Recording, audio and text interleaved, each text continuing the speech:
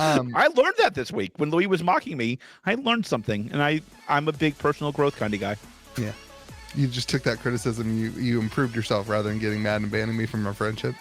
I didn't know that was an option.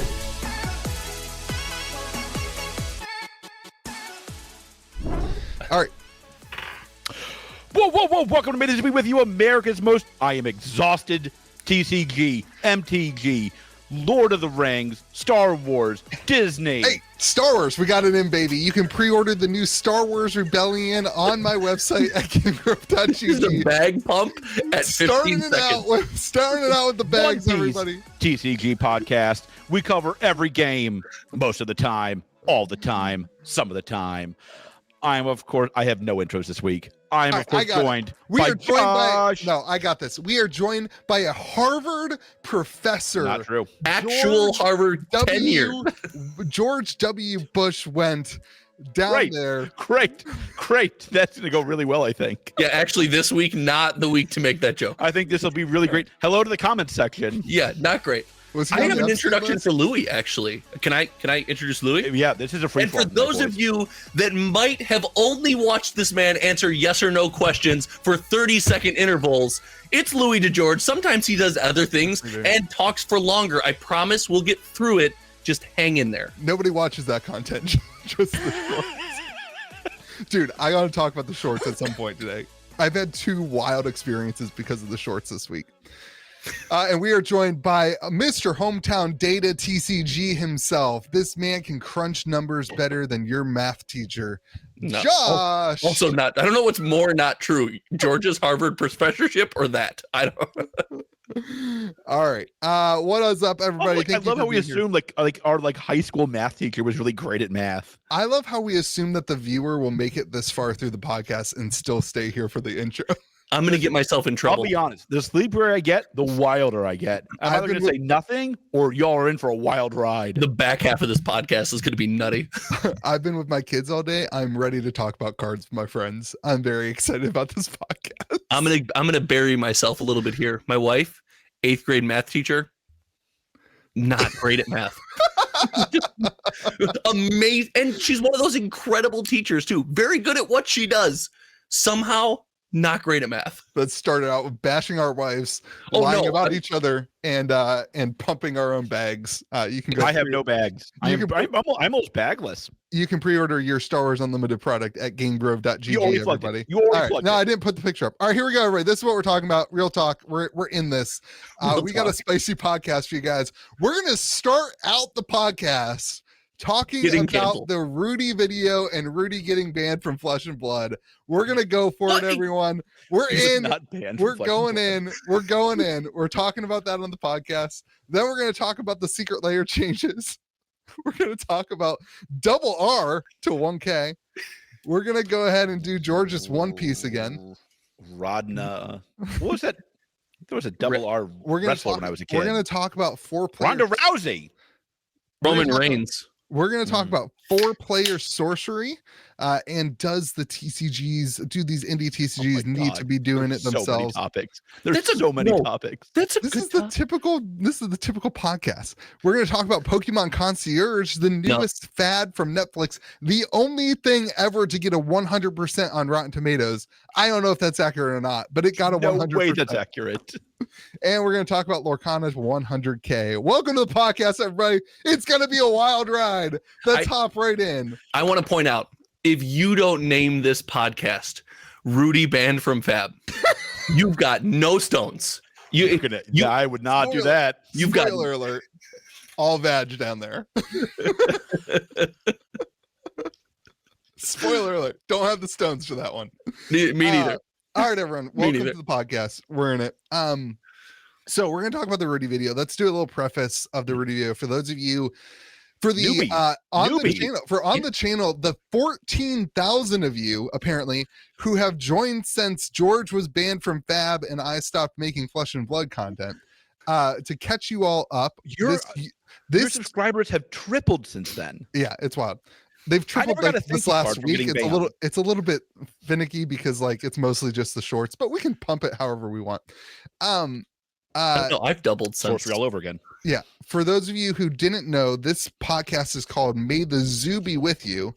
And originally it was called May the Zoo Be With You, a Flesh and Blood podcast. And that's what this was. And we had a fantastic co-host named Mitch. Look at George just going through the lifelong regrets. Like his brain is just like, I made these decisions. What have I done? I made these choices. Wait, Mick is no longer with us. I'm about to announce Mitch's death. Mitch is no longer with us. Rest in power, Mick. I think Mitch still watches the podcast. Shout out to you, Mitch. Mitch to 1K. The #1 sorcery singles seller now. And then we've got then it was just George and I for a little bit. Then we did what was the highest viewed podcast ever. When ever. You're welcome. Listen, when people get banned, it just makes their best content.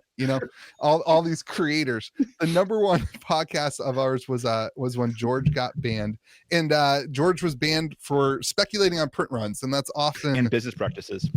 That's often a joke on the podcast that when we speculate on print runs, we're going to get banned. And at that point, I also had received various emails from the LSS company that we haven't really shared on the podcast. We probably will continue to not share.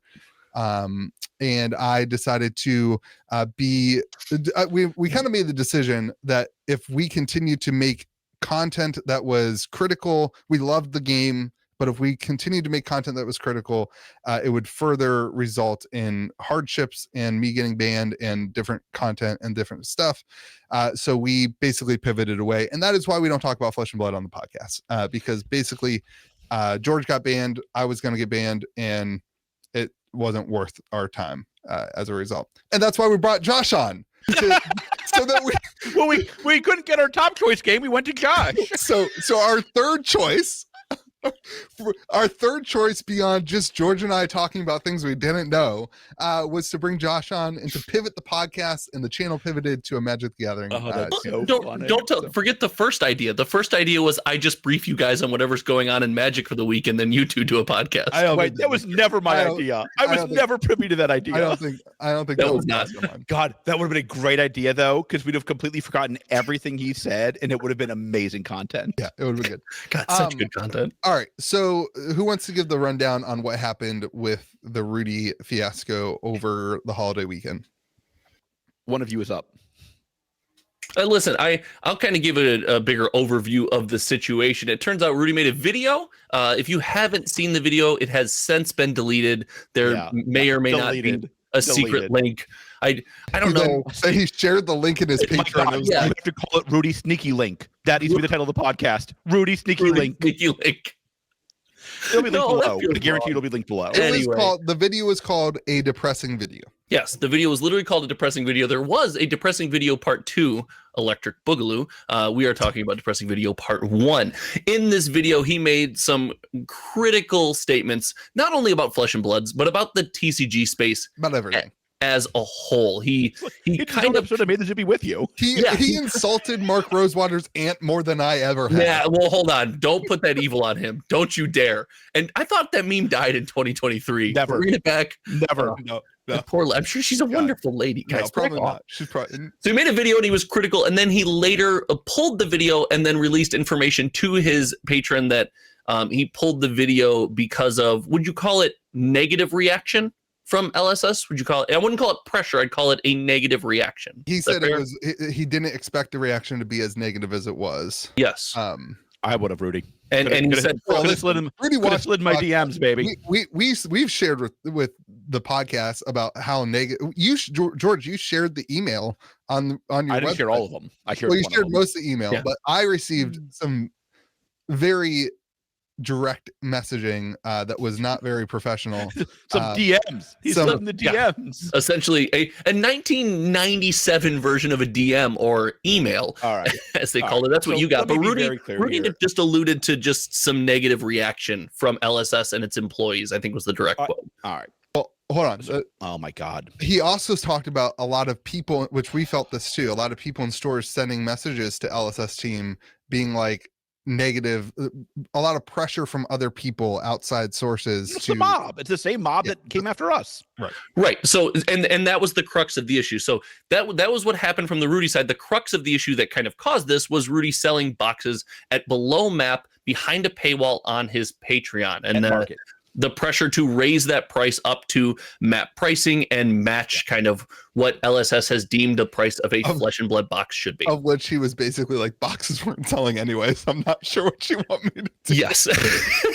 Listen, that's fair. So that's kind of the big picture. And from there, we got this situation where the video was pulled. There was a lot of speculation going on. And at the time, Rudy happened to get sick. Now, we're in a unique position to talk about that because we not only came from the content side of Flesh and Blood, but also from the store, player, and building a YouTube channel side from Flesh and Blood. We've all had our own communications, and this is let's call it a not unique situation. So I want to, is that what Rudy's doing? Is building his YouTube channel? No, that's what we did.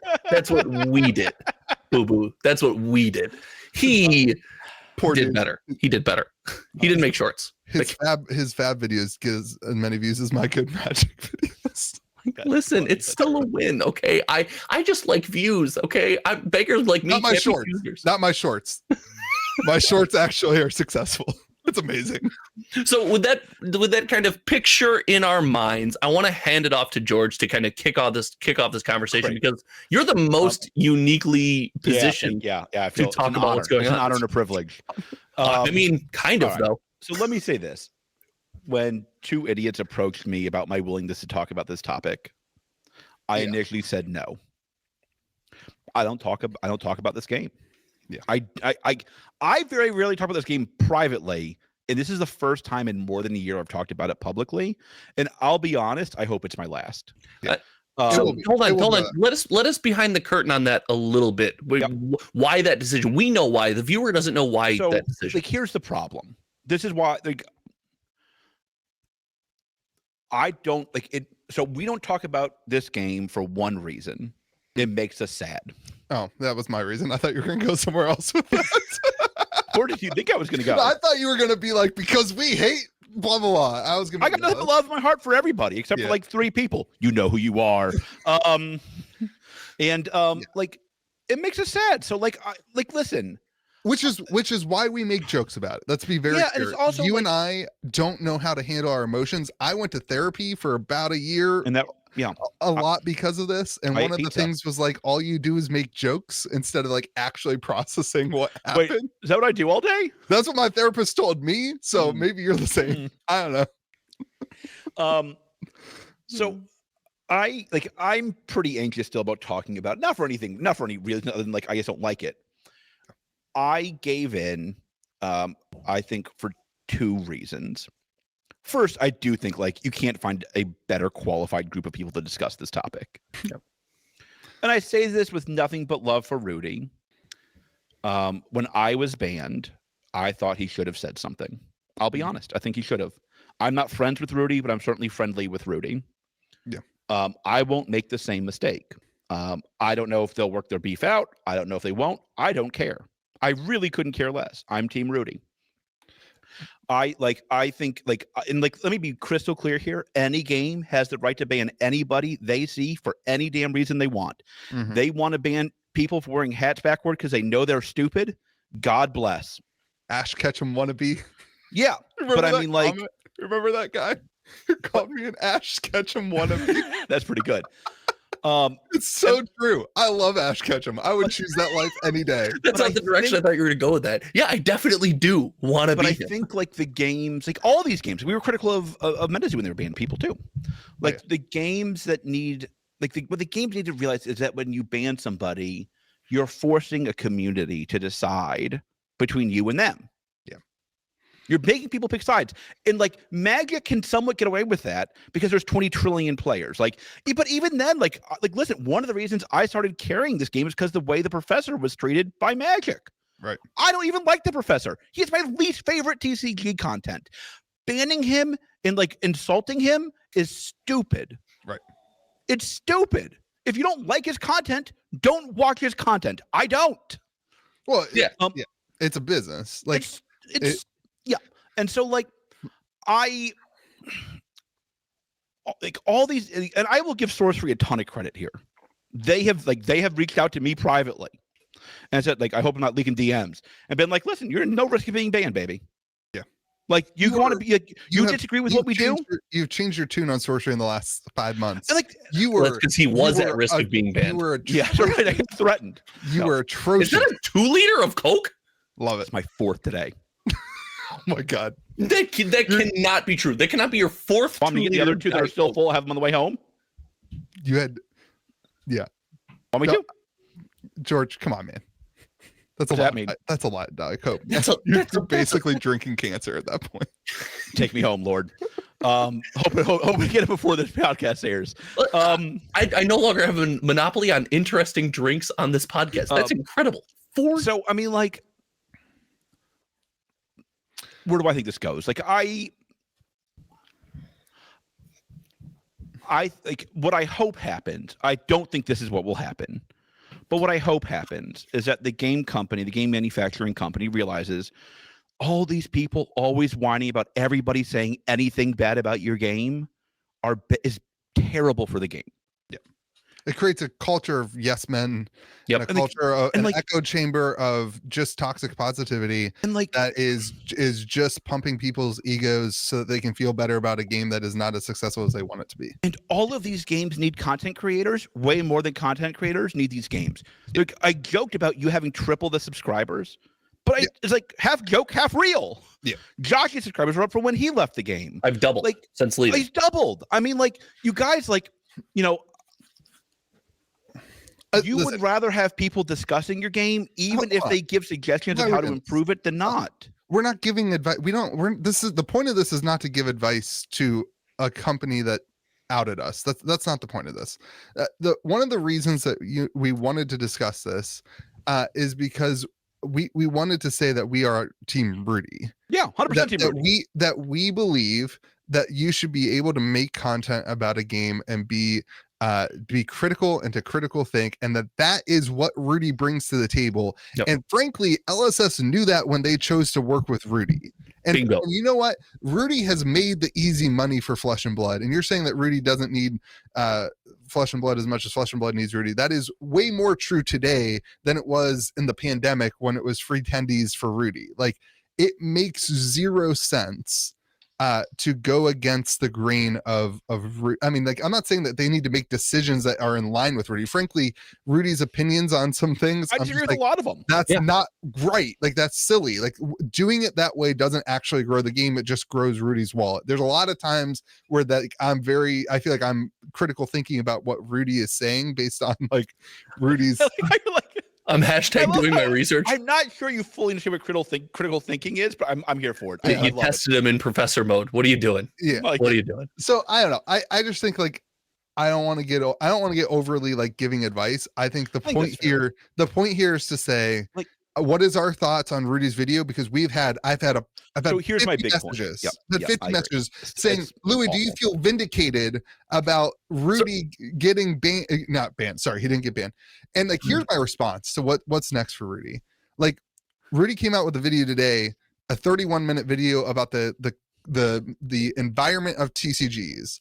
He barely mentioned Flesh and Blood once. He made a joke about it at the end. This is what can I say? My biggest thing is that he missed the joke because he should have said the Pinkertons were not sent to get him from them, and he didn't get there. What the toxic positivity will do, and what threatening of banning or inappropriate messages from a CEO to a content creator and I want to know these. I want to know them now. Yeah.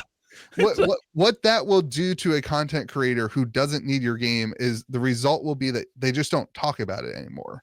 Like, the result of this isn't that Rudy's going to start making positive videos. Right. The result will simply be, it won't even be like, frankly, I didn't even want to do this whole segment because I don't want to give it to the attention.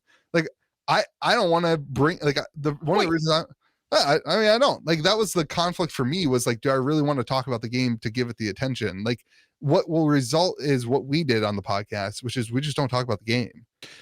And we don't want to talk about it because it's too negative for us. And that's what I think will happen with Rudy. Not that he's going to get banned. He'll just simply let it kind of go off to the wayside and move on to what actually gets him views, which is Magic content. One Piece. what actually grows his channel. Yeah, One Piece. 30 seconds of yes or no. So anyway, I'm gonna end with. I'm gonna say one last thing if that's right. Yeah. Wait, Josh has been trying to. No, George, go. Okay. And like to the mob, like you're not able to bull yourself into higher prices. Yeah. It doesn't matter how much you're mean to people, how much like you hurt people, how much like you would personally attack people and whine to companies about people. The box prices are because of the market. You got to find buyers and sellers. Like it's a market. It's true for every game. Shout out to Wall Street. Yeah, I mean, like it's a market. Like if the box price is low, it's because there's too much supply, not enough demand. This isn't like rocket surgery. And like I don't know why people think yelling at a microphone is gonna like magically raise prices or lower them. It's not the way the world works. If you want to raise your box prices, you print less boxes. Like Lorcana was like, my box price is too high.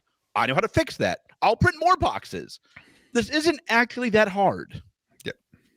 We've seen this time and time again, especially with indie TCGs, but it's not just indie TCGs we see that with. And your phrase, and you said it to me on the phone, I'm glad you said it here, it's you can't bully your way into higher box prices. And that's just, that's not just indie TCGs, that's not just Fab, that's not just Sorcery.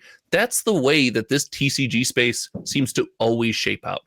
Companies that have MSRP and map or whatever tool you want to put in place, it all seems that us as fans, people like me in their basement, will just spend what we think the box is worth, and then we'll settle somewhere around there every single time. But I didn't get a chance when you guys were talking about this. I just want to focus on kind of the flow of communication. And I know we've had our conversation about the communication from LSS to you guys. I've had the conversation of communication from LSS to me as I was just kind of shunted into nothingness and just kind of pushed to the side. We told you that would happen when you started the podcast with us. It happened before the podcast. And at the time, I was the second biggest channel that had ever like started from Flesh and Blood, that wasn't around before Flesh and Blood. That's all I did. I was the second biggest channel at the time, and just being pushed to the side it pissed me off. So you guys were like, we're sad. No, I was legitimately just pissed off. But something I've noticed, and this has happened time and time again now, is it feels like there's no adult in the room. It feels like there's these rash emotional decisions. It's this culture of this yes community that you guys brought up, and that to me conflicts with most of what Rudy does. Rudy's okay without this yes culture. He preaches kind of zig when others zag, do these things, question things, try things differently. He's always done that. And these two mindsets clashing here is something that I can't see a benefit from the side of LSS. I cannot see taking one of your oldest partners and saying, hey, we don't like what you said, and then whatever happened next, any negativity that happened at a snap decision, it doesn't make sense to me. Get an adult in the room, say sleep on it, reach out, have a discourse about these things. It's just, it's insane. He pulled the video within like 6 hours of posting. Like that's how fast they reacted without thinking through things. And that's what I'm saying. And in his message, he said the reaction was overtly negative. I think he mentioned like there was patrons that like canceled accounts or like LSS staff members quit his Patreon and like sent a bunch of nasty emails. Imagine another company. Hold on. Imagine another company, right? Imagine you're I don't know, another up and coming company that has these massive content creators, and you're just a staff member, and you send a nasty email that's gonna get you fired. So like, from another company that would get you fired for ruining a relationship between two companies. Like Rudy is a major company. Like it's wild. It's absolutely ludicrous. It's insanity as far as I'm concerned. And that's the takeaway. As someone who, the only one of this podcast that goes to the corporate rat race 9 to 5 and has to play those games back and forth. Yeah, very impressive. I have to play those back and forth games. I couldn't fathom the messaging that came out. And it's just, it's disturbing. It's sad to me. It makes me mad. And it just makes me realize why, in my opinion, we haven't seen the growth in a direction that you and I preached for the better part of 2 years. Yeah. And it just hasn't happened. And this is just another indicator why. Well, we even see we even see their most loyal content creators like now making like sorcery content. Yeah. I mean, like, it's just like, listen, like all these games don't fight for box deals or money. They fight for eyeballs. Yep. Let's stop giving him eyeballs. Okay. Last By the way, in my opinion, I'm going to speculate. What is this what video? Can I ban you from? Hold on. Wild speculation. What can I ban you from when you speculate? You can ban me from Premier card grading. The only reason I think Rudy didn't go scorched earth on this, because what else does Rudy have to like lose, in my opinion, is the Premier card grading side of this. Yeah. Nope. Where he's got relationships and connections to another company now that is also very actively, and this is why it's so silly from LSS's side, right? Like they have these relationships that aren't just them and Rudy, it's also them and these other companies, these other partners that matter to the community. And like this is why that immaturity of emailing and communication is just silly. So I wish they would have learned their freaking lesson with us. They apparently think that it went well, which makes sense based on the cabal that they listen to. So here's where you're wrong. Word. What a great word. Word of the day. You've been watching way too much Y-Files. You're done. Yeah, dude. No, that's fair. Way too much Twitter. Way too much Y-Files. I don't think that's why. I don't think that's why. Speculate, baby. Let's go. And this is going to be the least popular opinion ever given that I've ever given on this podcast. Oh, if you're about to say it, I'm gonna disagree with you. No, it's Rudy actually cares. Oh, dang. I thought you were gonna say Rudy was soft. No. When Rudy and nobody. I'm sorry, I hurt your feelings. And Rudy to himself is out there. I am a business. I'm here to make money. But when Rudy is invested in these indie TCGs and feels ownership for helping some of this success, for cultivating this environment, for building up this base of consumer, I think he takes pride in that.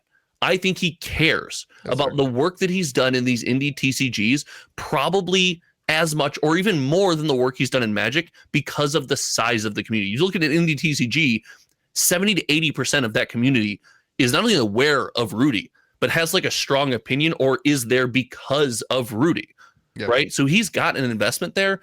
And you see, and maybe I'm reading behind the curtain too much here, but you see the look in his face. You see the demeanor when he has to, because he's going to be honest and talks about some of this stuff. And my hot take is, this hurt him. He cares. This legitimately sucked to Rudy, and I feel bad for him, and he didn't deserve it. It gave him flu A, the worst one. Yeah. By the way, for the people at home, say the right Roll Loud was the ludicrous song I was thinking of after Louis said ludicrous. All right. Anyway, this is probably the last time you will hear us talk about Flesh and Blood. Shout out to all the people in the comment section that ask us to talk about it. Now you got yourself a little update. Well, it's because it's booming, just not here. It's definitely not. Somewhere. So. All right. We don't actually care about all that. We just care about Rudy. Rudy, we are team you, and I still think I disagree with a lot of your opinions on things. Yeah, that's fine. I got nothing to love. I'm team hustle, baby. I disagree with a lot of your opinion on things, Louis, but I'm here to try to siphon some of those sweet short viewers. I disagree with just about everything you say, but I wouldn't have it any other way, buddy. Yeah. All right, here we go. Agree with me, I'm wrong. Talking about things I disagree with. Welcome to the real part of the podcast. Welcome to the real podcast. Magic viewers, thanks for checking in again. Magic viewers care about Rudy. Yeah, that's right. They're probably like, why doesn't he just keep making Magic videos? Like his other videos aren't helping him at all. Magic players have the most perspective of things like this than anyone. It's crazy. When his MetaZoo videos get about the same, never mind. All right, move on. When they get about the same as his fab videos, you know. Well, hold on. You said move on, and then I'm done. I just couldn't help but that jab. It's great because I don't know if any of this is true, but I'm just here for it. I'm just along for the ride tonight, boys. Listen, I'm okay with it being true. Secret layer changes. Yeah, these are big. This was massive. I don't think so. But go ahead. This is why I disagree with you, Josh. Josh, tell us why this was so massive. So this is massive because we live in a world where we have to have secret layer. Okay. In a world where we don't have to have secret layer, this doesn't matter. But I'm so sick of everyone just screaming, well, this is just stupid. Secret layer is ridiculous. They sell us 30 cents of cards for $40. Like, yeah, secret layer exists. So in this conversation, knowing that secret layer not only exists, but is going to continue to exist, it being something that is actually chaseable, actually something that feels valuable. Now, they could still muck this up. Just had a mini stroke. That's fine. They could print 400,000 copies of every layer and it could go nowhere. That totally could happen. But if they do this right, it's going to be what it meant to be, what it originally was. When you get the notification on the Bird app and you'd be like, ooh, I want to go check it out. I don't know what it is. I got to go look. And people would buy it. You only had 10 hours and there was only a couple left. And that was exciting. That was a good place for Secret Lair. Hold on. Wait, what's the change? Hold on. Josh, that is the absolute most like hopeful statement I've ever heard from you on this podcast. Like, that's what Secret Lair was when I started looking into it. It was never that. It was never like a, oh my gosh, it's gonna sell out. It was like available. In the beginning, it was the first two. No, yes, it absolutely was. There was Secret Lairs I tried to buy that were sold out. I printed on the first like 3. All right. I wasn't like imagining not being able to buy them. Did you read the article? Yes. No. Oh, very much so. I did learn. I'll say this next section. I learned something this week. Are you going to tell me the justification? Now you trust Wizards of the Coast at their word? Here's where I disagree with you hard. Is that they say that they are shifting from a print-to-man model. That's the way I like it, baby. Secret Lair is officially shifting from a print-to-man model to a limited print run model for most of the product line. And then they say, so we can ship it to you fast. This means that some products may sell out before their end date. However, it also means that, while popular Secret Lairs may sell out fast, we now have 4 years of sales to base our print run numbers on. So they're not saying that they're printing less. They're saying that now they know roughly how many Secret Lairs will be. But now the market gets to do what it does best. The good products sell out quickly and are purchased, and the bad ones sit there. So I think that this is Wizards saying we don't like that it sits on our website and that people that results in people negatively communicating online about always having the same thing, and instead just ban those people. So I was off the rails. I don't know why. I don't know why they can't figure this out. There's an easy way to solve that problem. And change, I think you're going to see roughly the same number of Secret Lairs printed, just a shorter window of which you can order them. I don't think this changes like the secondary market value of. So in your scenario, they still way overprint Secret Lairs. They way overprint them. Everyone orders them. They don't sell out. I don't think that they are overprinting Secret Lairs. Who says that? Who says that they're overprinting Secret Lairs? They're print to demand right now. So like arguably it's a less print. Arguably you have a more accurate representation of the availability of the cards. What's in your opinion, what's the point of Secret Lair? What's for Wizards to print an excess amount of money and rip off the consumer and circumnavigate? I have the class for you. We can seize the means of production, Louis. You and I. It was. You should take George's class. I think you'd have a friend. It was Mark Rosewater's aunt's idea at Christmas to help him out. It was like, hey, you want to make a bunch of money? Screw the LGS. Let's print directly to stores. You don't want to give Amazon some of your money? Here you go, Secret Lair. We talked about this. They have to exist. I knew you were going to go here. I prefaced it with they have to exist as they do now because they're not going anywhere. Yeah, I agree. It's not going to change. Your attitude seems to be, oh my gosh, I can buy Secret Lairs. Everything's collectible again. Whereas reality is like I think that's not at all what he said. That's not at all what he said. I can't blame him. I talked for more than 30 seconds. It's that's not at all what he said. A little bit what he was saying. No, it's not even what his video was today that I watched. Also not close. And today it was a Lorcana video. Yes, the goat. The only reason, for the record, Josh, I rarely give you a good. The only reason I even knew about this was because I saw your video on it. So we can expect your video tomorrow? Yeah. No, this is my video tomorrow.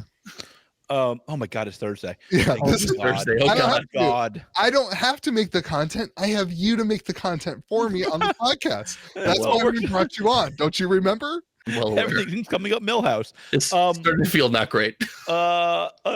So wait, they change their go print to they're going set print run, not printed demand, and you get yourself and limited. That good, doesn't it? Like, what's wrong with that? So here's my hot take. Here's what I think. You already gave us so many. Here's what I think will happen with this.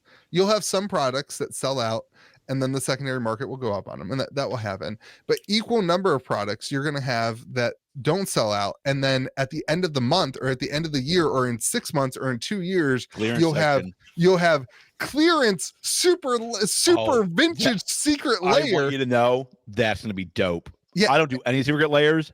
That sounds and awesome. It will be like 50 secret layers of which didn't sell out that have been sitting in. It's going to be the same inventory issue that they had with Brothers War and all this other stuff. And they'll just dump it to the market, and it'll kill the idea that these things work. And then they'll go back to this model that they did before, because they've switched them out. I don't think snip. You have any clue the amount of emotional toll 2 vasectomies have on a person?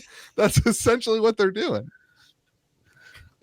Okay, so I have no clue what's going on right now. In your worst case scenario, in your this is awful scenario that you built the up. only part of your rant I understood was the office quote. I have figured out your method to content. You go on Magic Reddit quotes, and you just take whatever the loudest, angriest, most negative take in the room is, and then you scream it into a microphone. That's what I figured out. I think I got the formula down. Can I tell you what Magic Reddit sounds like? Can I tell you what Magic Reddit sounds like? Yeah. These cards are too expensive. All cards should be 35 cents. It's a piece of paper. It's not worth that. Rudy, are you there? That's what Magic Reddit sounds like. Also, I like boobs. That is the summary of Magic Reddit. What do you mean? That's sorcery promo content. I'm pretty sure that's sorcery beta 1 and 2 promo content. When I had a friend a long time ago, and I told him I can't imagine why not anymore. I was like, one day I was on Reddit the other day, and he was like, Reddit, where the post's like, oh, look at my butthole. He's like, that's all Reddit is. It's like, what's up, world? Look at my butthole. That's what Reddit is. How do you have more subscribers than me? What is this? Because I made shorts. Were you wearing the shorts, or were you showing your butthole? He was on Reddit. He pumps his content on Reddit. Back to our professional podcast. Kitchen Table TCG OnlyFans when? Dude, we've talked about that, right? Oh yeah. Yeah. Okay. I told you. It's where I play with expensive cardboard. Yeah. With no protection. Yeah. Anyway, I think this is kind of a non-issue. Why did we discuss it then? Because Josh wanted to pump it, and I wanted to tell him on air that I think he's wrong. I wanted to pump it.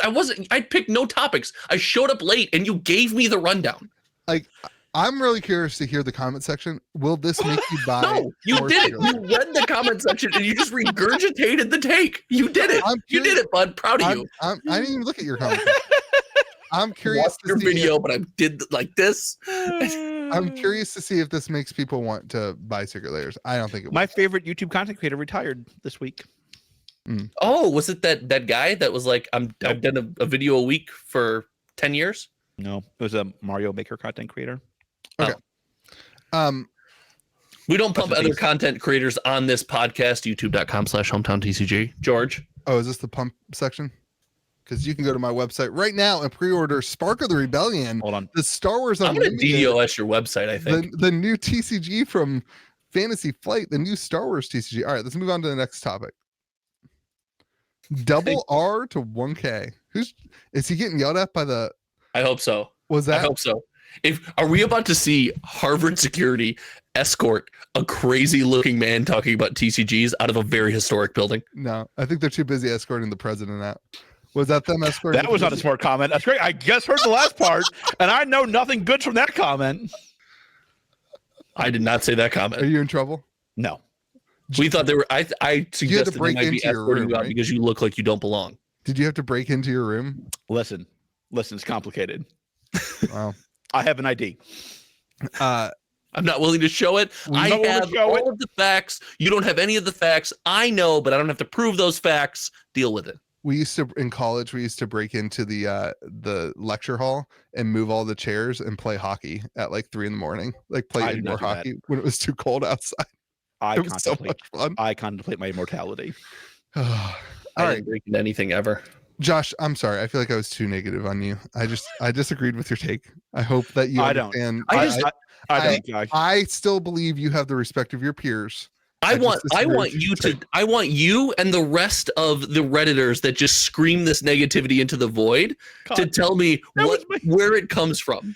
Like, where does it go? Insult. You just say you see 2 feet, you see 5 feet in front of you, and that's it. It's because it's like so unnecessarily personal. You don't have the respect of your peers. Oh, I don't. Listen, if you guys are my peers, I'm cool. I was like, it sounds like great. I'm like, I don't know what that means. All right. As long as real content creators like Rudy respect me. We got a lot more time to get through. All right, double R to 1K. We've got a lot more time. I want to correct something here. I think people were mistaken last week about what this set is. Ravnica is like an airplane. And this set is like the best parts of that airplane. No. All in one box. It's not just Ravnica. Like the set, it's not just the redone with different art and different airplanes. Yeah. It's the best parts from those airplanes. Also, George, nobody other than you was lost. Nobody. Like literally, my mom. You don't know the viewers. You don't know all the viewers. If my mom watched the podcast, she could have figured out what Ravnica Remastered was. You don't know all the viewers. You don't know all the viewers. Oh, she told me to tell you to look at the camera more. Oh yeah, yeah, that's cool. She told me something else. She said, hi. Okay. If you're gonna make mom jokes, make them good. Like Josh's mom. All right, here we go. Double R to 1K. Did you bring my sock back? Like I asked. Speaking of things that are size double R, Josh's mom and double R to 1K. All right. I don't know. That was better. All right. So Ravnica Remastered. We talked about last week. There's kind of like an update. Somebody in our Discord server, shout out to the Kitchen Table TCG Discord server.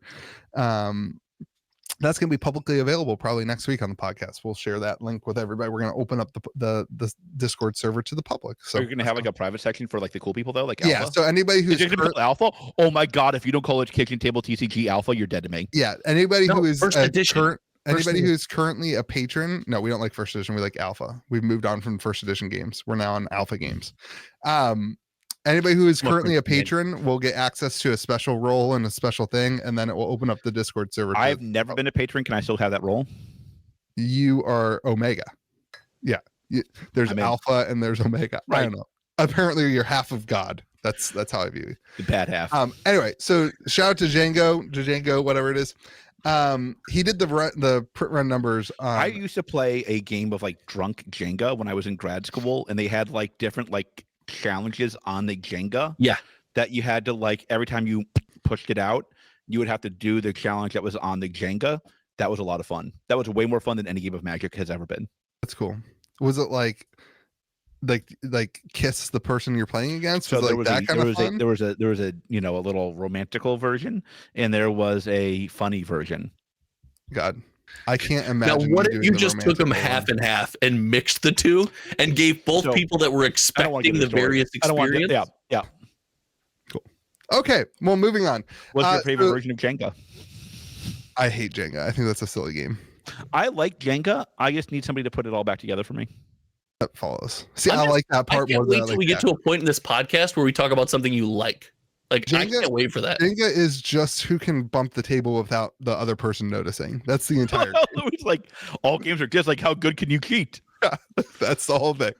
All right. So Jenga or Django did a little math there, and based on the 32,000 serialized cards in double R, the pull rate and 1%, 3.2 million collector packs. Yeah, honey.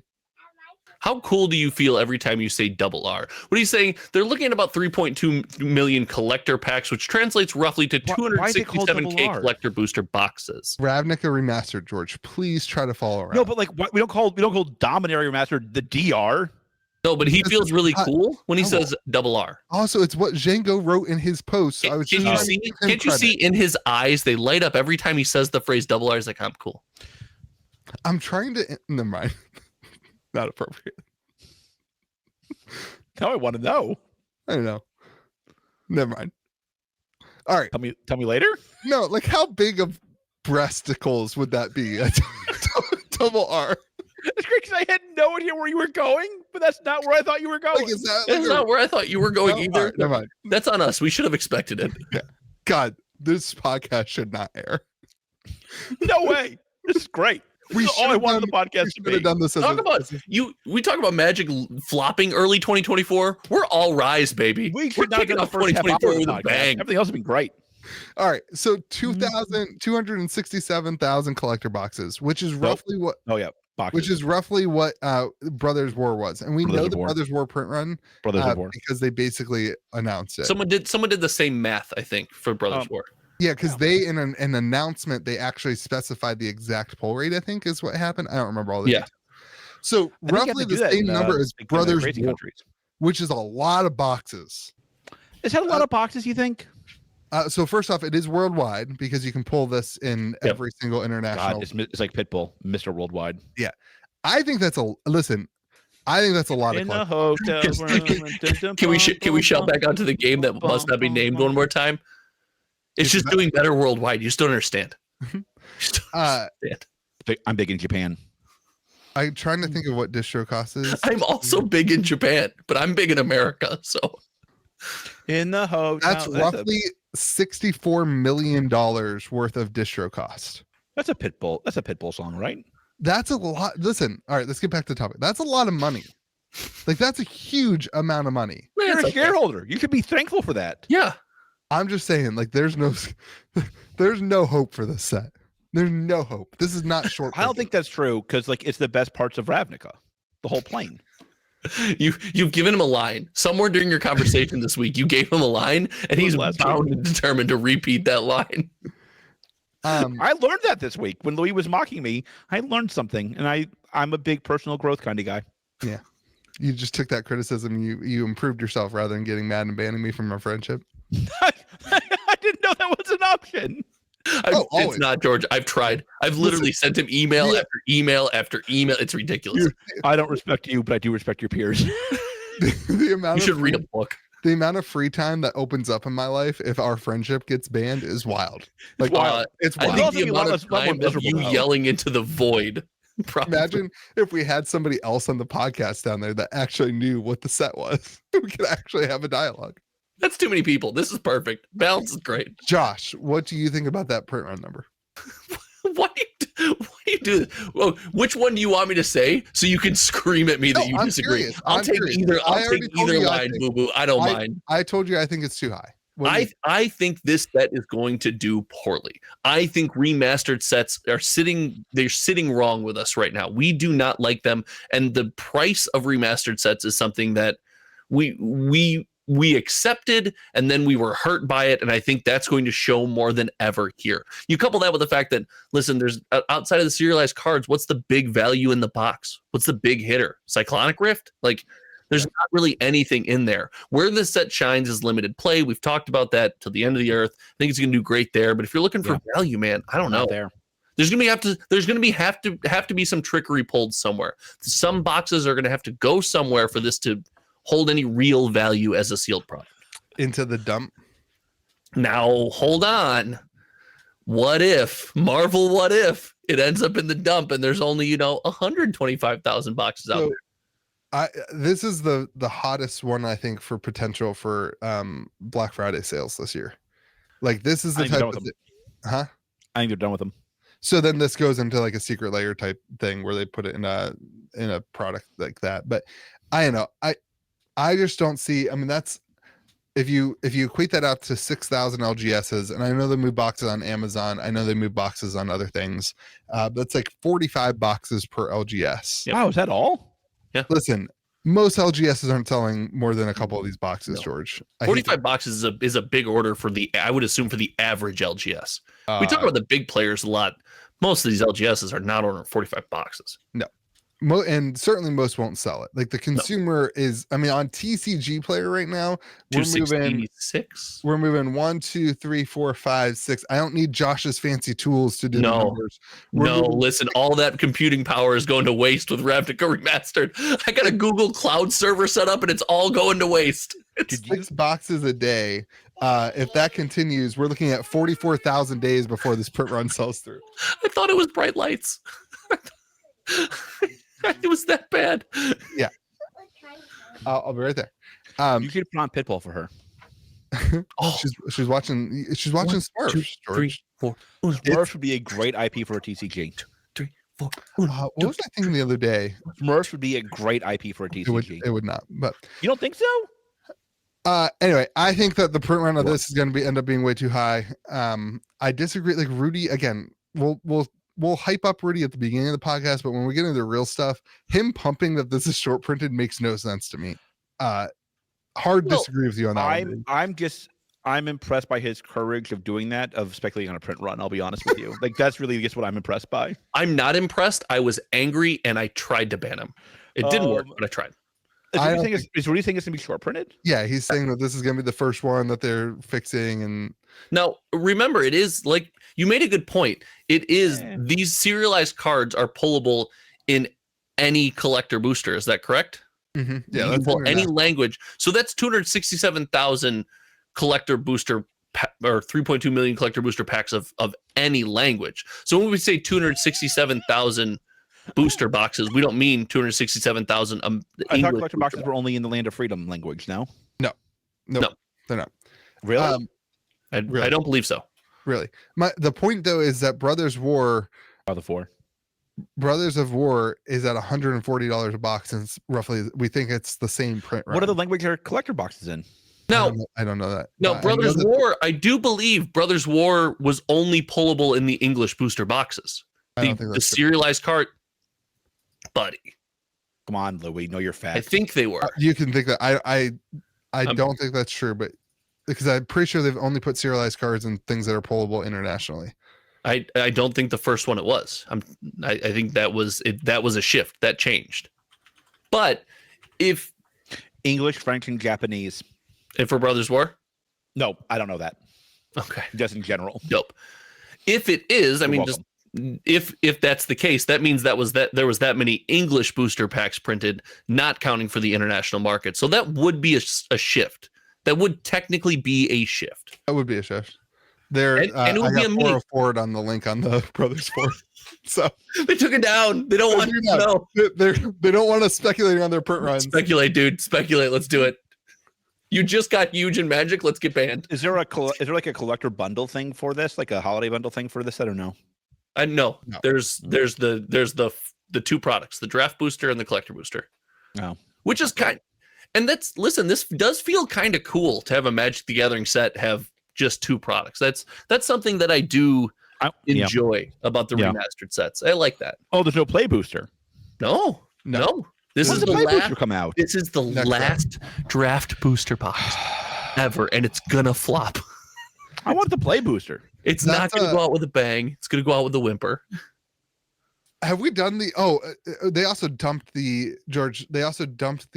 draft box on Amazon at like $98 a box, which is like $40 lower than our cost. So that's like way less than our cost. It wasn't 90. I thought it was like 120. I remember exactly what it was. I think it was that booster box. I've been known to exaggerate things. It was very cheap. I know it's really difficult when you come after me for are you sure they're not available? And then you're like, well, $60 difference. Let's do it. And I exaggerated that number on purpose. It was funnier. Yeah. It's almost like we're the same person. But anyway, please God, no. I don't. I still think this is going to be a rough set. I'm excited. We're drafting. I don't think. Yeah. This Friday, shout out to my store.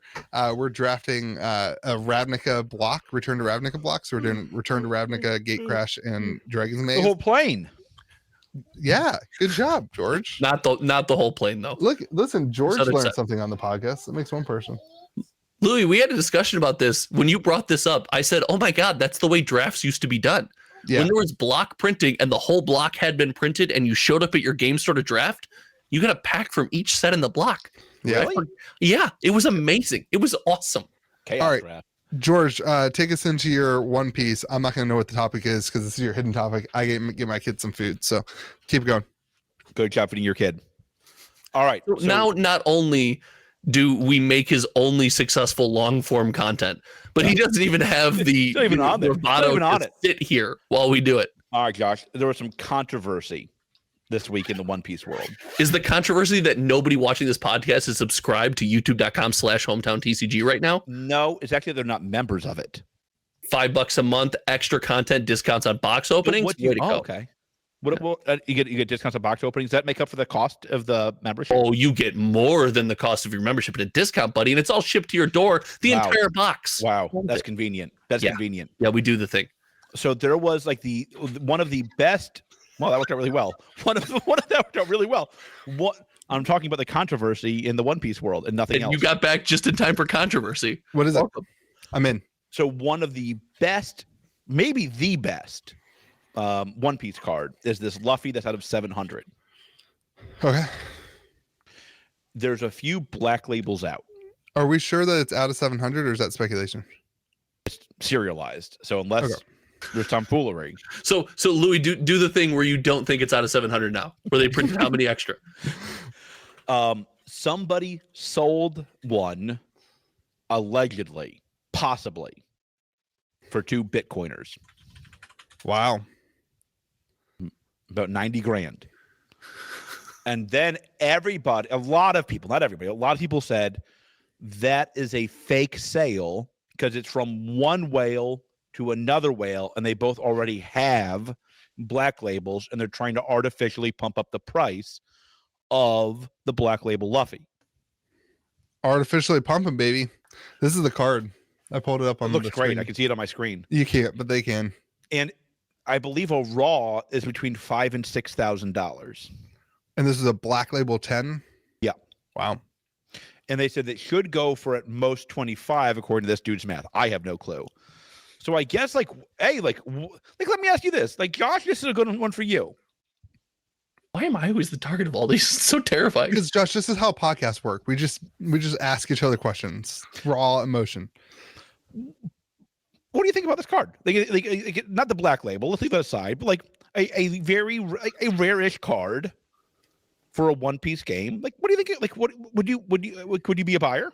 I just posted the picture of the card, Josh. Thank you. Let me give you some context of the card. It is a championship serialized promo. Okay. And it is, I believe it's only in the early stores you can get it, right? Well, it's 2023. So yeah, I mean, that's still pretty early for the game. But. I got it. And the thought running through my head during your rundown of this topic was it's a real indie TCG. It's doing the indie TCG thing. And I have gained a, let's call it healthy respect for the indie TCG market. Okay. And I would avoid this like the plague, but that's based on past experience and personal hurt. So look, God, that follows. This episode, I should have just said, podcast. I should have just not done therapy for a year. I would have saved a lot of money. We should have just done this episode and then send it to a therapist, and they could be like, "Hey, this is what you need to do. A, stop talking to these two guys who are obviously as depressed as you. B." So real talk, I think there's probably some of, we see TCGs, we see an iconic card in a TCG that's doing extremely well, and we price in some of that nostalgic pull, those years of success. And I can't imagine, even given the non-speculative black market trading to insider whales holding up the market or whatever. He traded for an ivory tusk. That's the part I didn't mention. Wait. What did he trade? No, nothing. No, he traded for 2 Bitcoins. Yeah, it was a black market trade, like it was like he was selling it for like yeah. I've been known to speak in hyperbole, George. I think this card's still probably a bit overpriced. That's my opinion. At 90 grand. You think it's a bit overpriced? No, you didn't listen. No, at the non-speculative insider trading price, the part he said what the card's actually going for, and then what the expert math speculated it going for, I think it's overpriced and a bit overpriced. I think it's way overpriced. Personally, I'm not a One Piece fan. All right. So let's talk about how. Wait, can I have a response? Go ahead, Boo Boo. He didn't ask you. That's not how podcasts work. True. That's true. Got him. So I think so we often compare this stuff to like Magic the Gathering, right? Like if the game's around in 30 years, imagine how much it will be worth, right? That's what I was saying, side of indie TCGs.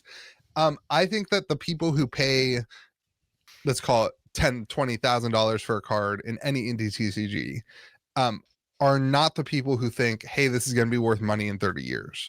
I don't think that's the person who pays the money for that card. I personally think people who pay $10,000-$20,000 for a card think, hey, I can sell this in 2 years or a year and a half for double my money because somebody else will think it'll be worth more in 30 years. Like, I think that is the attitude of a speculative indie TCG buyer who has that kind of capital. They see an opportunity to that the card will increase before the game will kind of deteriorate. The biggest problem that a card like this has, in my opinion, is that they will reprint a more rare version of a similar card at some point, which takes up the market share and takes the attitude away from these cards. So let's talk about that for a minute, because I think I think that to me is the only thing that matters. Mm-hmm. I want to argue to you two things about One Piece so far. I think they could print a rarer version of this, but I still think this one could be more desirable based on its place in history. Sure. So I think this could always be the card. I agree. For One Piece. I think it will always be the card for One Piece, but the market share of One Piece, the all around market value for One Piece will still get absorbed by other cards that come out. There is no limit because One Piece is killing it. Then that goes to my second point. Okay, but in reality, there's actually a limit. Unless Bitcoin called keeps, infinity, like possibly beyond. Continue, George, and then I have a Bitcoin 45 grand-ish. If that's what you're looking up. No, well, my point was that like somebody who's looking to take profit on their Bitcoin, right, but doesn't want to have doesn't want to take it out for currency. They don't really understand how Magicthegathering was they don't really understand how taxes are supposed to work, but you know, who does, right? Somebody who's looking to circumnavigate the fiat currency entering their bank account could take this and then trade this for vintage Pokemon or something like that. Nobody's buying vintage Pokemon. That part was a total fabrication. Yeah, this guy is. Congrats, you're the one. Did I tell you about my goal for 2024? Is it to have the Pokemon market not die? No, it's 24 pounds. To get the Wizard of the Coast era all the way to the Legendary Collection. So, cool. Anyway, Bandai seems to be printing these boxes in a way that they seem to really be retaining value, but also still reprint them. So what I mean by this is like OP1 has the rumored reprint coming out. That's not. You're the only person who thinks that. That's not true. It is. You think OP1 doesn't get reprinted? Yep, 100%. Ever again? Nope. I don't know if I can put my head in the Bandai ring quite yet. Like you don't even have access to One Piece at distros, so like me having conversations with my reps seems like a better feel on because the reps never lie. Every Pokemon product is one print run and print to demand. It's amazing. So is every WotC product. My rep, every indie TCG is doing amazingly. My rep told me so. They need to reprint boxes that are new first. Well, they're reprinting OP5 now. Hopefully. It's coming out like in 2 weeks. They basically said this. Yeah, I know. But like, so why'd you say hopefully? Well, the point is like they what need if to the do that. Crashes? The point is they need to do that before they do other stuff. There's a structure deck. What if those pirates I read about get to it first? So this is what the canal. It's going to turn sideways. You're never going to get it. This is one of the good things about One Piece, in my opinion, is that the structure decks have a lot of cards that are seeing actual competitive play. Their structure decks aren't just a bunch of BS cards that are commons, uncommons in the booster packs. Their structure decks have a lot of value. So a lot of the most needed reprint cards are in structure decks. So they don't have to reprint OP1. They can reprint the OP1 structure decks, which is actually rumored to be happening. They can reprint the OP1 structure decks because it allows them to put more cards into circulation without reprinting the chase cards, which is what drives the prices of the booster boxes. Additionally, what they've already done and what they will probably continue to do is put those cards that need a reprint into the OP packs for stores, and that you can win them in tournaments. So then the people who are actually playing tournaments also are able to get their singles cards. It's like they've found a really good system that works outside of just reprinting the boxes. Well, it also depends on how those cards are given out at those events. If you have to get there and win them, like that's not like the people who need the cards are likely not winning those events. So the way they do it, they have participation packs, which everybody is supposed to get one. I think that's the idea. For us, we only have 8 people showing up, so everybody gets one. but then there's a winner pack and then there's judge packs too. So they kind of space that out through a whole plethora of ways. Listen, the argument isn't One Piece isn't doing things right now, and if everything you say holds to be true, then I think you're going to end up being right. I still, even if everything you say holds to be true, back to the original discussion about the price of this card, I think it's still overpriced. There's still a lot of that TCG success. This is what a card is worth. The most iconic card in One Piece should not be worth what the most iconic card in Magic the Gathering is worth. I agree. They should not be close. They should not be comparable, right? And $25,000 for a graded version or whatever should not be comparable to a raw Lotus. But again, like we always have this conversation with indie TCGs. There are a lot more raw Lotuses, unlimited. Let's go with a $10,000 valuation. We'll go with an unlimited Lotus because it's easier. Sure. We know the value. Yeah. I don't know the value of a beta Lotus off the top of my head. Yeah, me neither. I'm guessing 40,000, but I don't know off the top of my head. A raw unlimited Lotus in LP conditions probably 10 to 12,000. There's a lot more raw unlimited Lotuses, a lot more than a 1 of 700 One Piece card. There's also a lot more people interested in owning a raw unlimited Lotus. But it's all perspective based. It's like to say a One Piece card shouldn't be worth $10,000 because an unlimited Lotus is worth $10,000 doesn't take in point the amount of cards that are available. It only takes in point price, and you have to take in point both of those things. You have to take in the amount of cards that are available and the number of people who want the card. And we've talked about this especially with high-end indie TCG cards. You got to be able to sell it at that price. You got to have someone who wants to buy it. So I think the reason I agree with you that a card is overvalued. I disagree with you with the reasoning of which it's overvalued. The card is not overvalued because it's compared to a Lotus. The card is overvalued because it's easy for somebody to speculate and cause the card to go higher in value. And this is the argument that this guy is making. And this is what happens in indie TCG world. Somebody comes along and sees One Piece is pumping, and they have 150 grand at their disposal because they are a wealthy individual. They can buy $100,000 or $10,000 card, a $20,000 card, and cause that price, and then see it on the back end to try to sell it for 30 grand because it doesn't cost them anything. Their risk tolerance is incredibly high compared to the average consumer. So them risking a $20,000 thing isn't that big of a deal because that's their fun money. It's like what they do. We talked about this with every other indie TCG on this podcast. But you disagree, George, still. This time it's different. I hate you so much. This game will be here to last. It will overtake Magic, and these cards deserve the 4 and 5 figure price range. Wow, don't at me. Hot takes. Okay, I think it's all speculative. I would. Louis, do you have a comment you'd like to make about the person that is currently spending that much money on a One Piece card? No. Wait, what? Do you really? Now I want to know what it is. No, he's trying he's trying to do the George thing where you called somebody an idiot for spending money on cards. And you weren't wrong. I was not wrong. The guy got wrecked. It's got you weren't wrong. Listen, you're wrong a lot. You weren't wrong on that one. That doesn't excuse all the other wrongs. No, but it is a funny one. Okay, let's move on. I'm still hungry. She's still hungry. Go feed your kid. 4 players. Don't start with the food thing. Feeding a 4-year-old is the most frustrating thing in the universe. Why? All you do is try to get them to eat, and then all of a sudden they're like, "No, I'm not eating. I'm not hungry. And then like 30 minutes later, like, I'm starving. I'm so hungry. Give me. They're growing. Like, that cannot be the most frustrating thing. Why wouldn't you just eat the healthy chicken nugget that I prepared for you in the oven? I even put them in the oven instead of the microwave. Wait, I know the problem. Was it a dino shape or no? Of course it was. Okay, good. Never mind. That's not the Dad. Dad.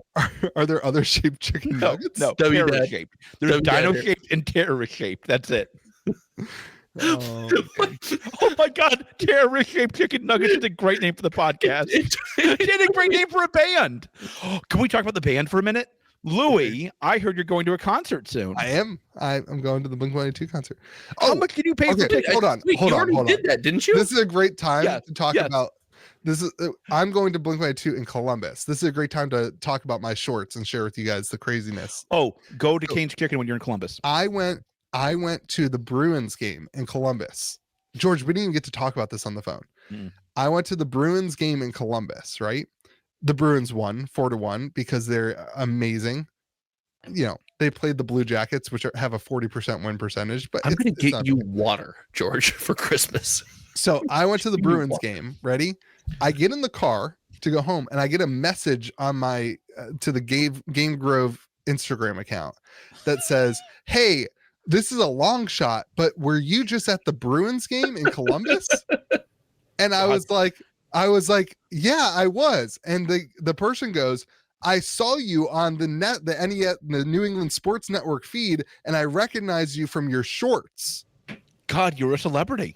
And I was like, holy crap. And they started watching the channel because of the YouTube shorts 2 weeks ago, and they recognized me from a 10-second or you're 5-second a celebrity. This is a real celebrity moment. But I'm just saying the shorts are killing it, man. The shorts are killing it. Was that the point of that story? Yeah. So tell me about your Blink-182 tickets. I'm going to see Blink-182. And what'd you pay for tickets? How much do you think I paid for tickets? I know what George goes, were they 200 two tickets? Me and my wife, were they 200? I said 100 at first. You already, I'm so confused by this. All right, so Josh, what do you think 2 tickets to Blink-182, a band Columbus. that they're as old as me? Wait, Louis, do you not remember? We both have gone to Blink-182 at this point. We talked about it. Yeah. I remember. George, I'm aware of what the tickets cost. I got a box at Blink-182. Why did you get a box, Louis? What? How much did you pay for your box? Well, that I'm not willing to discuss. It was come cheap. on. Well, it was cheaper than tickets. How much? Okay, hold on. This is Taylor Swift moment. How much do you Shout out to Tay-Tay. Shout out to Tay-Tay. Let's end the Blink-182. I paid $800 for tickets. Oh my, wait, are you serious? Yeah. Thank you. That was my reaction. Get more friends and get a box. That is the way to go. 100%. I don't want to go with friends. I just want to go with my wife. Then we can make out in the car. Like, that's the point. That's the goal here. You know, you could just do that in your house. I know. I'm just joking. You can do that in the box. There's something about going to a lot of room. concert. I don't know. There's something about going to a punk rock concert that makes me just want to make out with my wife in the car. Buddy, that's like the sweetest thing that has ever been said on this podcast. That is like by a mile the sweetest thing that's ever been said on this podcast. Anyway, also, are you a bit lonely based on your comments this podcast? Yeah, of course. My wife's been working the last 2 days. I'm sorry, man. And single dad in it. When you're at MagicCon Chicago, we'll cuddle. It'll be fine. No, thank you. Nope, too bad. Okay, Josh, how much do you think that Taylor Swift boxes cost? All of it. No, like actual guess. Take a guess. Take a wild stab. A box. I think it was St. Louis or something like that. It was the one piece card was 25 grand. Was the one piece card 25 grand? Was that the speculation? I had $32,000. It is twice the price of a one piece card. It is $58,000 for a box seat.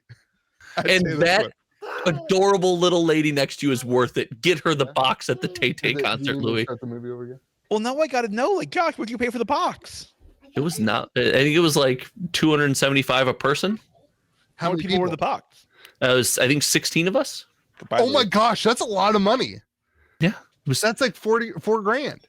Yeah, and it was all you can eat and all you can drink. It was great. So wait, was it like, did you all go in on it together, or was it like an event thing? We all went in on it together. One person bought it, and then everyone just paid their share. That's fun. It was, and again, all you can eat, all you can drink. It was great. Now, why was it all you can eat and drink? I thought you just got the box for a certain price. No, that was the deal. You got the box, and it was a full stocked bar.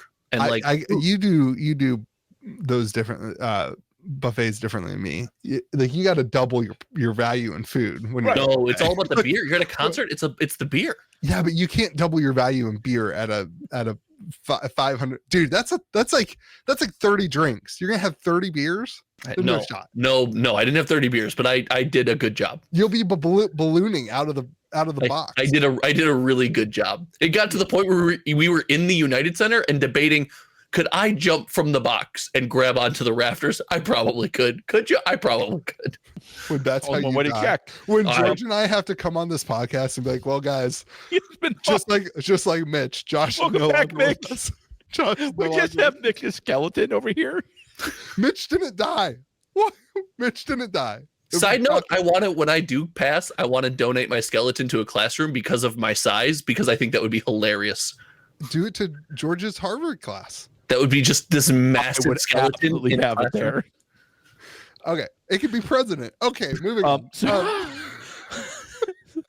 So what is your favorite Blink-182 song? Carousel.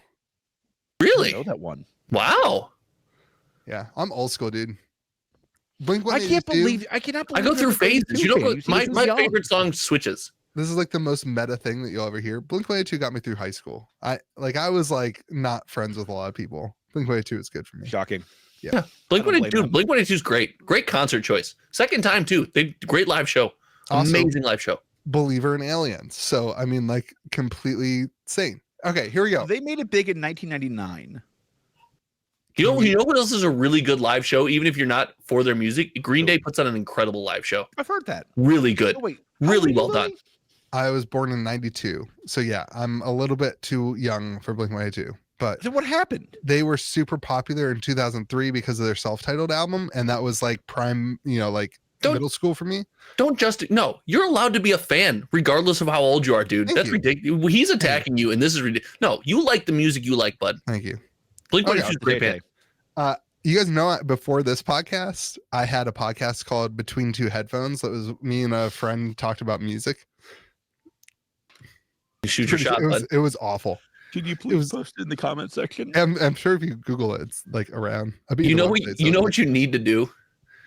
You need to shoot your shot till you find a niche enough community and go from there. Yeah. Welcome to Kitchen Table TCG. That's how I landed. Okay. This has been like a 30-minute dialogue, not about trading card games. So can we start the sorcery? With you? Can we start the sorcery? We just speculate on the price of a one-piece card. We're all cooling down a little bit, bud. All right. So I played 4-player sorcery this week. And it was a blast. I'm gonna get a little image up on the screen for you. George, your favorite guy played with me. Donald. My friend. Donald. Look, that's Donald. My friend. George has a nickname for Donald. When did the meta change? You guys are friends now? When me and Donald talked on the phone and realized that Louis has been lying to both of us about our hatred of each other. That's true. 100% true. Donald is my friend. Shout out to Donald. Not only were you not kind to people around you, but you actually pitted them against each other. I get bored, man. Like I get bored. Sometimes it's boring. It's because I always assumed that's what Louis was doing. I don't think Donald did. I think what actually happened is that Donald was like, "Hey, I disagree with George's take on the podcast." And I think I was talking to George. And I was like, "Hey, Donald hated your take on the podcast." I think you did. Donald thinks you're an idiot. I believe was the exact phrase. And then George was like, he said something very mean about Donald. And then I went to Donald. I was like, "You should have heard what George told me today." I was bored one day. So you had a rough time in high school, so you just decided let's never leave. Let's just keep doing this. I was told I didn't have the respect of my peers, so I was trying to like get the peers to battle each other. Who are your peers? Who else? Who are your peers? Anyway, so we played 4-player sorcery. So somebody posted on the Discord. Shout out to somebody. I don't know who actually did it. You're doing great. A really cool grid to use for 4-player sorcery, which is like I'm putting on the screen for everybody else. Oh, this is like actual IP. Someone's intellectual property that worked on this, and we don't know who to give credit to. No, banned from 4-player sorcery. They posted it on a Facebook group, so if they want banned from 4-player sorcery. Well, that's gonna be what we're going to talk about anyway. So we played 4-player sorcery. It was a lot of fun. So we did our regular event, and then afterwards we played a 4-player game. It took like an hour and a half. It was a lot of fun. I'm gonna pull up some other images. It got a little bit wild. I love that you do this when we can't see the pictures. You can. It's in the Discord server. Screw you.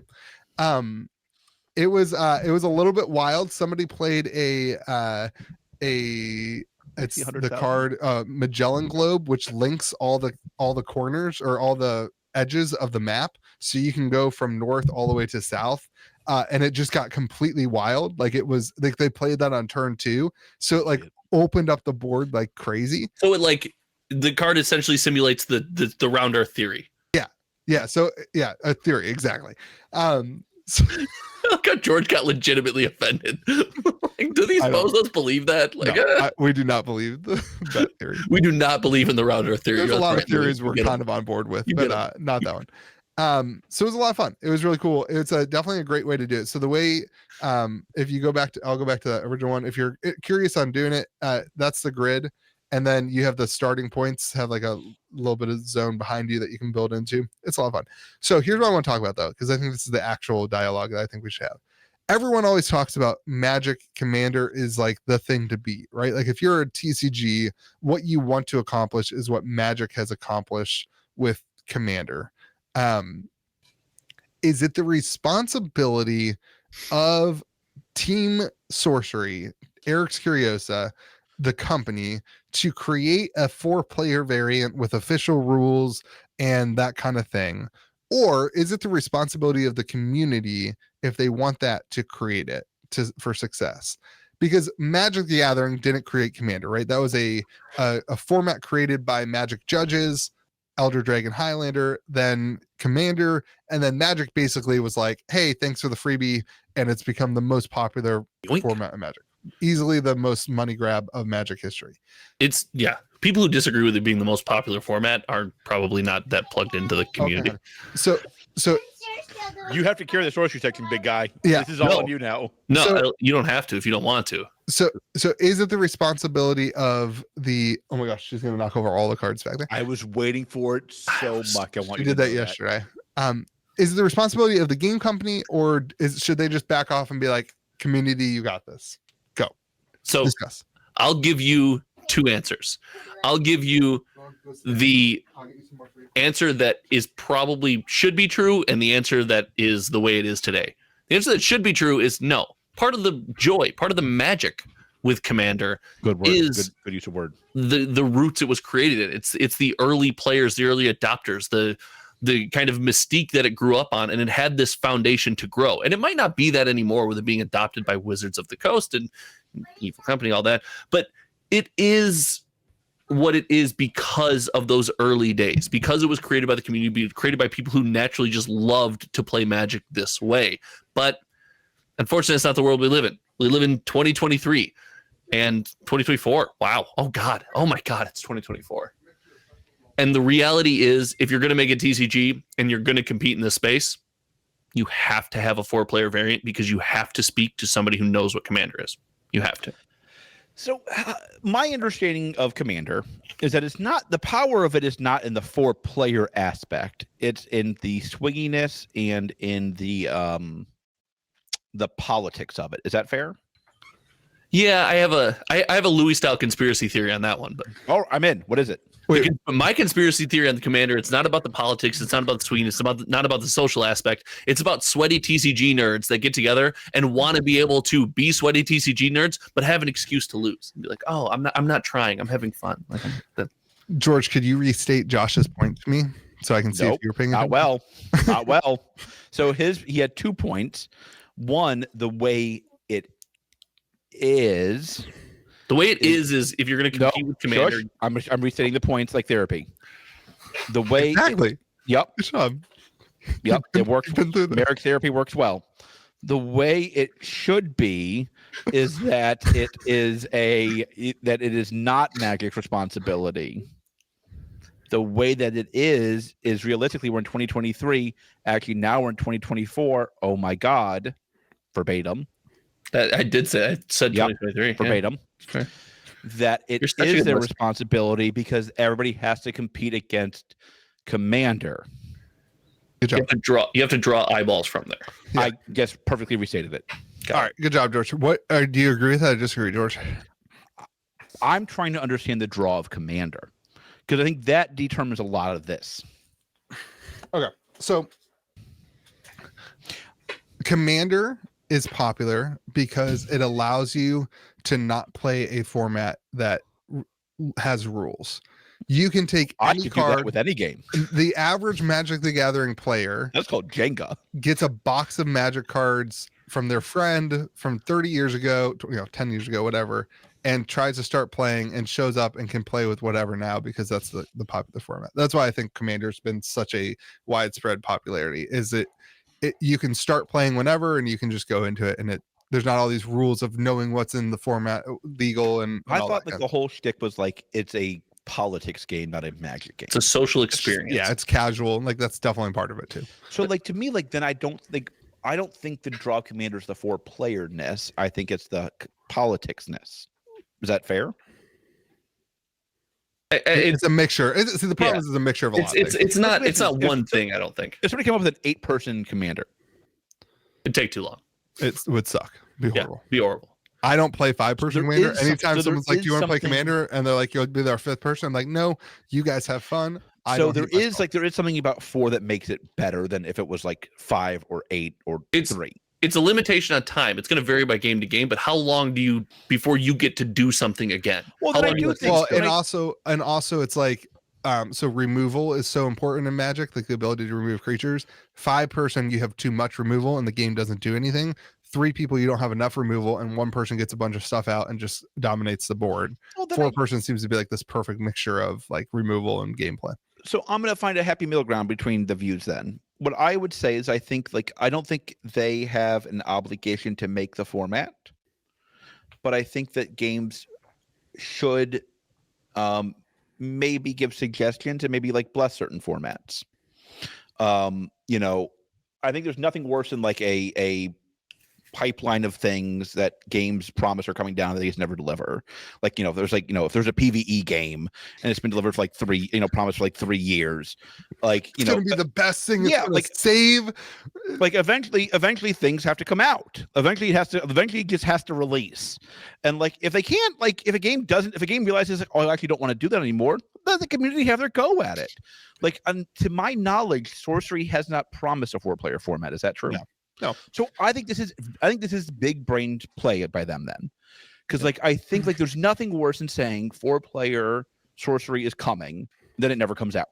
Yeah, I think it's much smarter to say we're not doing it, but if you guys want to do it, God bless, have fun. Yeah, I think that's way better than like over promising and under delivering.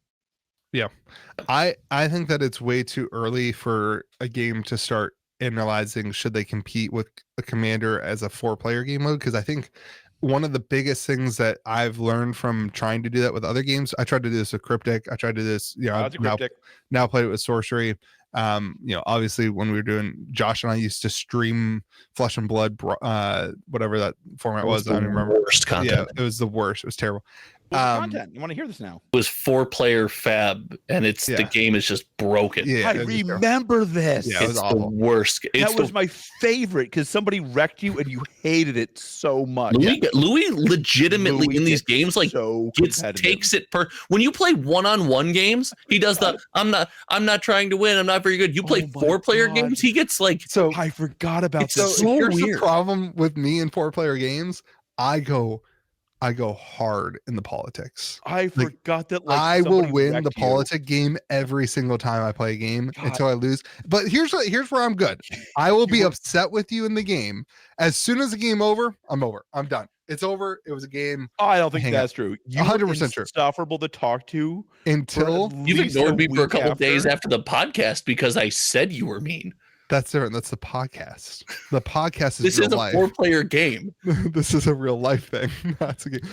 Anyway, I think I forgot all about that. That was such good content. With 4-player games in indie TCGs, there's not enough cards. Like the gameplay isn't different enough because you can't go back to the mechanics from 5 years ago to like it's just not different enough because the card pool is too small. If you compare like the number of cards that are legal in Commander is like 45,000 cards are legal. It is absurd. It's Commander. Absurd. Sorcery has 403 cards. Like comparing those two things seems silly. I do think though that it's the responsibility of game companies to create alternative ways to play. So not necessarily like 52 card pickup. Get to it, boys. Well, like I think there is something to say of like giving the community some other content, and so maybe that looks like for Sorcery, like it wouldn't be that hard for them to put together some play mats that have different size grids, right? And for people to be able to purchase those. Like, I always thought it'd be really fun to play Sorcery where it's like a 3x10 grid. Do you think they have an obligation to test that though? And so like Sorcery's wild because like you can just say it's a casual thing and the grid size is a big change. Like but being casual and broken are two different things. But that's where I think that sweet spot is, right? The community needs to create it because the community is going to have more time to figure out the nuance and what's right. But George was spot on in my opinion. It's the game should support that. If they see a growing pocket of their community playing their game this way, they should lean in. right? Yeah, like lean in, if support that. There's a weekly 4-player league and it's drawing 50 people, 60 people, and then it's not broken. Print the playmats. Yeah. Yep. No, it's cool. It'll be house sized, but like print them. So we had to like, it took us way too long to make that little board. That follows. It was pretty funny.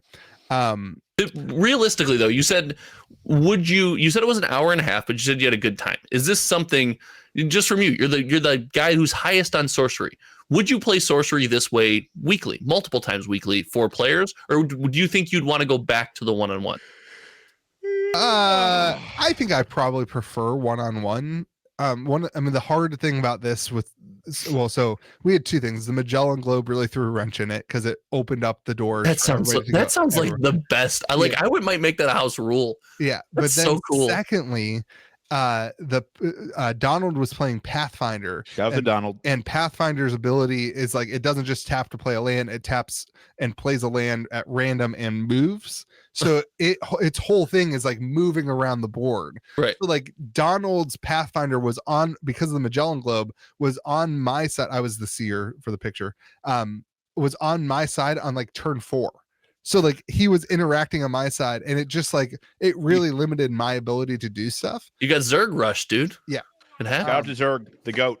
Just getting George back involved. That's what I do. Yeah. So it was wild. It was fun. I would certainly play again. And I think like building decks specific for a 4-player would probably change the game quite a bit too. I agree. I backed my first Kickstarters, I think, since MetaZoo. What'd you back? Stormgate, the real-time strategy game done by the original StarCraft developers. Ooh. Do you still play StarCraft pretty daily? Not when I'm up here. Sad. Your computer can't run it.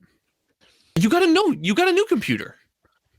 No, it was made in 1997. Why can't you? I figured out how to get the memory back. I advised you to get, and your life is just better with a new computer. But all right, let's move on. We got time frame here.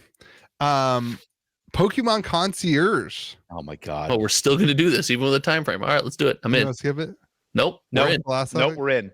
All right, Pokemon Concierge. So concierge is a fancy word. Is it like is this like Pikachu comes to your house as a butler? Ash kind of is a Pokemon butler when you think about it. So this is a new show on Netflix. Okay. What's it rated on Rotten Tomatoes? What's it rated on Rotten Tomatoes? 100% on Rotten Tomatoes. Has it come out yet? Yeah, it's out. There's like 5 episodes. It's a stop animation Pokemon thing, not focused on Pokemon battles, but instead focused on like the interaction and social element of Pokemon hanging out at a like a resort, and the main character is the concierge for the Pokemon. It is so freaking cool. That's a wild angle. I did not expect that to be the angle. It is so cool. I watched the first episode today with my daughter, and that's what I wanted to talk about, because it is such a different dynamic that we haven't seen before from Pokemon. Well, I guess we've seen some like Pokemon Snap, right? It was just like taking photos of Pokemon in a video game, and we've seen some things like this, but this is getting a ton of mass like width in terms of like growing the idea of Pokemon. I knew about it, but then I forgot about it. And I was like, a parenting video I was watching. The guy was like, don't have your kids watch these shows. Instead, check out these new ones that are like really cool for parents and kids together. And they were talking about Pokemon Concierge. I don't know. It's just really cool. I think a really interesting dynamic. And I think that what we'll see, I think the success of this is going to dictate a lot of cool new products. Wow, they've had a lot of ratings too. They've had 50 ratings. That's a lot of ratings. I assume you're being sarcastic. Yeah. Gotcha. He's talking. I think that's safe. It's also not 100, it's 90. But we're doing really great with our accuracy. Well, the article said the population people, the real people, said it was 90. The fact that it was 100. Yeah. Well, the people Wonka got 82% on Rotten Tomatoes. What did? Wonka? I don't know what that is. The new Willy Wonka movie has 91% audience. Why do you need a new Willy Wonka movie? With 2,500 ratings. Why do we need a new Willy Wonka? Why do we need a new Willy Wonka movie? Are you ready for what I learned this weekend? My friend saw it. You ready for what I learned? Yeah. It's a musical. Ugh. Really? It's always been a musical. It kind of, a little bit. Yeah. Why are you? Yes. All movies from that era have a touch of musical to them. Yeah, it's always been a musical. I don't think that's true. I've got a golden ticket. I've got a golden chance. All right. I'm allowed to say this now that he's getting acquitted. Johnny Depp's version, by far the best version. And if I sell it to Posty, I can be a millionaire. That was wild. Okay. Anyway, so I think Pokemon Concierge. I think we're gonna see a TCG set because of it. I think we're gonna see. There's a shock. I do too. I think we're gonna see a bunch of 10 trillion boxes will be printed of it. A bunch of figures. How does the Pokemon Concierge TCG set differ? It's just them in lounge chairs. Yeah, it's them in lounge chairs. This time there's only 19 trillion the boxes Pokemon printed. TCG has always been about the Pokemon. God. Okay, I tried. People who ask for Pokemon content. Hold on. How was my statement off base? You're making your angle is it's a story about the Pokemon at a resort. The TCG's always been about the Pokemon. No, they're always doing stuff. The artwork would be cool because it would be stock animation. This would be great. You're not doing anything. So it's gonna be a Pokemon set that plays the way people play Pokemon now, which is not at all. Also, George, we're getting close to the end of the Scarlet and Violet era, so I know you're excited about that. They're gonna announce the new Pokemon. They're gonna announce God, it's gonna be called the Baby Come Back era. Baby Come Back. They're gonna announce the new era in April, and so I'm very. We're nowhere near this. It's January. It's close, and they're announcing it in April. We can have hope. No, yeah, I'm with Louis. We're like over halfway through Scarlet and Violet. We're halfway through. We're over halfway through Scarlet and Violet. Let's get it over with, baby. Push through. Get over this era. Let's move back. I ordered a stunningly little amount of the next set. I really hope that moving into the next era, they sell their printers and go away from that model. Or they just you don't have to sell the weapon, just use it properly, maybe. Just license it to One Piece. Yeah. They should do a crossover with a real IP. Have you considered running the Pokemon TCG? No. Oh my God, you'd be the Chris Cox of Pokemon. Lorcana to 1000K. You're so close. I love it. 100K. Pixelborn now has 100,000 registered users. Wow. That's a lot of players. It's a lot of bots. That's a lot of bots. That's a lot of players. Do you think like any other game other than Magic has 100,000 active players? The Pokemon One Piece. The Pokemon online client might. The Pokemon certainly does. Yeah, it's really popular. You said any game, Pokemon online clients got to. They do a really good job of enticing their paper players to at least try the online client. They do a really good job. I would guess that in-person Pokemon's probably 100,000 players too. Yeah, at least that. Yeah. Yu-Gi-Oh probably close to that too. I think Yu-Gi-Oh that would surprise me. Yu-Gi-Oh Online's super popular. Is that true? Mm-hmm. Yeah, I think TCG online clients do better than we anticipate. 100%. There's going to be two companies in the future, two kinds of companies: those that are dead and those that have online games. Yep, that's it. Those are the two. I agree with that. Yeah, I was impressed. Like, that's very quick for 100,000 players. I think that's probably the quickest. I think that's absolutely. I think that's fair. Yeah. Oh yeah.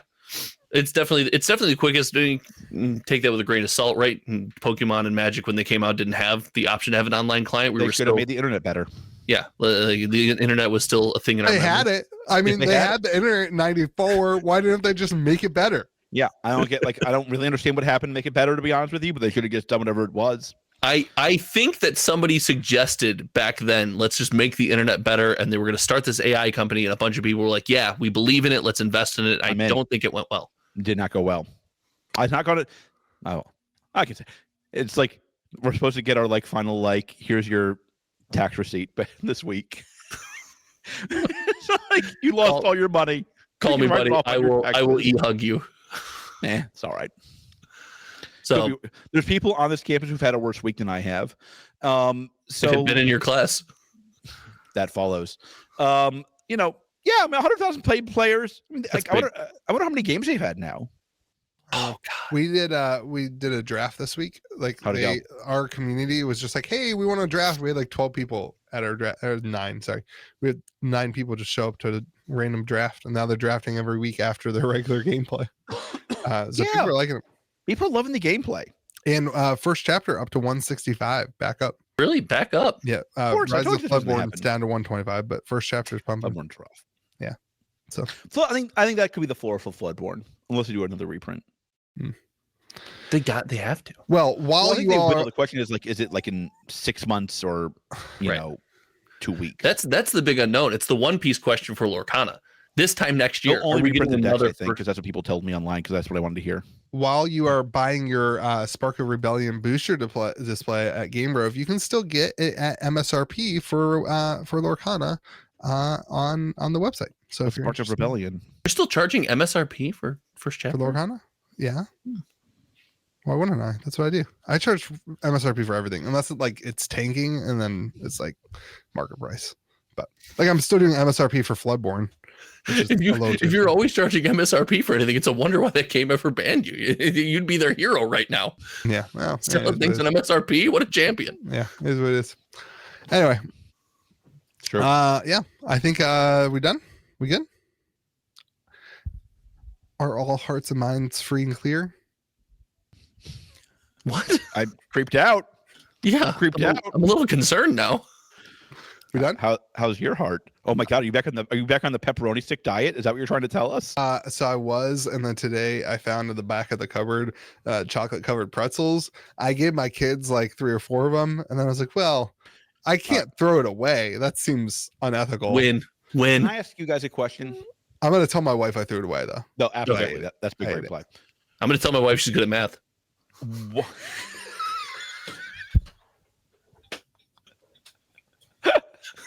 God, I hope that's your pickup line tonight. Hey, baby. I hope this is the one podcast your wife watches. You're really good at math. No. This is a conversation we've had in the household. Okay. We know each other's faults. She knows all of mine, of which there are many. Why do Reese's Pieces taste better in tree shape than not? You mean Reese's peanut butter cups? Yeah. Not okay. Reese's peanut I was about to say I've never seen. Yeah. They objectively do. No. No, eggs are pretty good. Yeah, the eggs are way better. Eggs are pretty good. It's better than the cups. Yeah, the eggs are the best version of a Reese's. I prefer the Christmas tree. Louis, where did you find this guy? Yeah. Thank you. No, it's all about the egg meta. It should be banned from the podcast. What are you eating? Chocolate covered pretzel. She just gave it to me. That's what her snack was. All right, everyone. Hey, real talk to our viewers. Thank you for being here. We appreciate you. You know, I realized at the end of the podcast last week, we were all so mad at each other at the end of the podcast last week. We forgot to thank our viewers for the year of listening to us in 2020. Were we mad?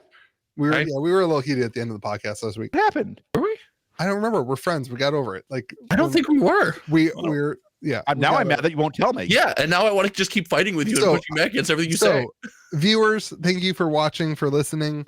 I don't think we were here last week. Go subscribe to Josh's channel. Member. Hometown TCG. Go become a member. Next week, pay attention. We'll have an announcement where you can join our Discord. But if you want to enter the May the Zoo be with you chat, you will have to be a patron. That will be is that true? Mm-hmm. Yeah. No. Way to go. Way to go. I know what's pumping in my you don't get a discount on box openings on the channel if you're not a member. No, good call. Yeah. Good call. And we'll have a lot of fun there. Thank you for everybody who supports everything and who's here.